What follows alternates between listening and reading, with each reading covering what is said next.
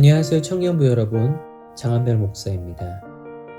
오늘 본문은 예수님께서 제자들에게 왜 예수님과 그 제자들은 세상의 괴롭힘을 당할 수밖에 없는지 알려주시는 내용이 기록되어 있습니다. 예수님께서는 세상과의 이질성을 그 이유로 설명하고 계십니다. 그러면서 예수님 자신이 세상 사람들에게 가르침을 전하고 일반적으로 일어날 수 없는 일을 행하는 것을 보여주셨기 때문에 이제 세상은 더 이상 죄의 문제에 대해서 어떤 변명도 제기할 수 없게 되었다고 말씀하십니다. 그리고 이런 현상은 이미 율법, 즉 구약에 기록되어 있던 내용이 이루어지는 것이며 성령님과 제자들은 예수님에 대해 증언하게 될 것이라고 말씀하십니다.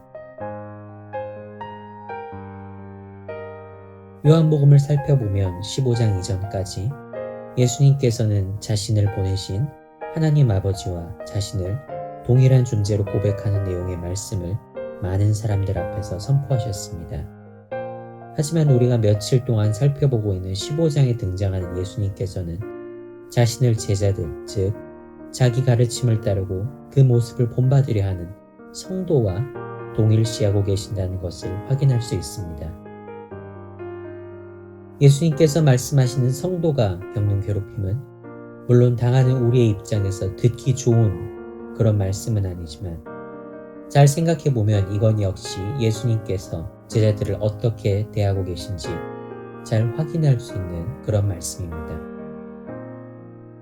예수님께서는 스승인 자신이 이미 세상과 이질적인 존재이기 때문에 자신을 믿고 따르는 제자가 세상으로부터 이질적인 존재로 간주되어 배척당하는 것은 당연한 일이라고 말씀하십니다.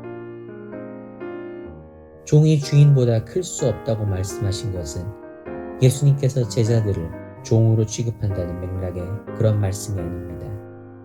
간결하게 말씀드리자면 대표성의 맥락에서 이해해야 하는 문제입니다. 예수님께서는 자신을 따르는 사람들의 대표자인 동시에 그 사람들의 영원한 생명과 직접적인 연관이 있는 그런 분이십니다.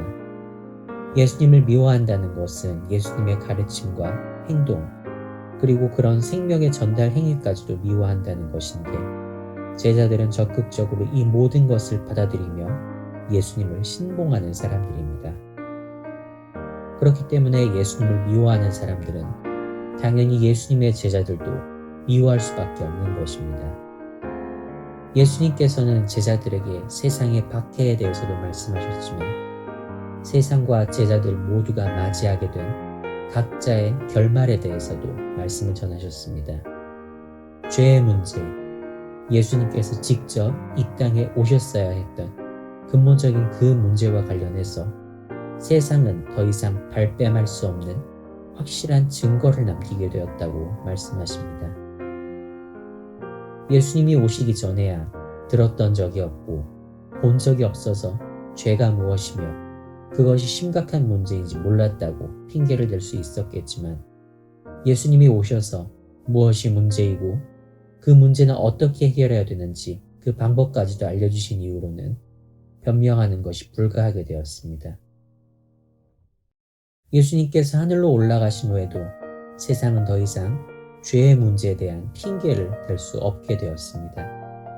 예수님은 올라가셨지만 성령님께서 그 문제와 직접적인 연관이 있는 예수님에 대해 증언하기 위해 오셨고 모든 시대에 존재하는 예수님의 제자들 역시 예수님을 지속적으로 증언하기 때문입니다. 예수님에 대해 증언하는 제자들은 예수님처럼 세상에서 미움도 받지만 예수님처럼 하나님의 특별한 사랑 역시 받게 됩니다. 예수님께서는 결코 자기를 따르는 사람을 얕잡아 보지 않으십니다. 오히려 죄에 대해 변명하는 세상을 향하여 예수님의 존재를 선포할 수 있는 그런 용감하고 당당한 자로 대하고 계십니다. 예수님께서는 자기를 따르는 사람에게 고난이 없을 것이라고 말씀하지 않으시지만 그 고난의 파도를 제일 먼저 직격으로 맞는 것은 예수님 자신인 것을 기억해달라고 말씀하십니다.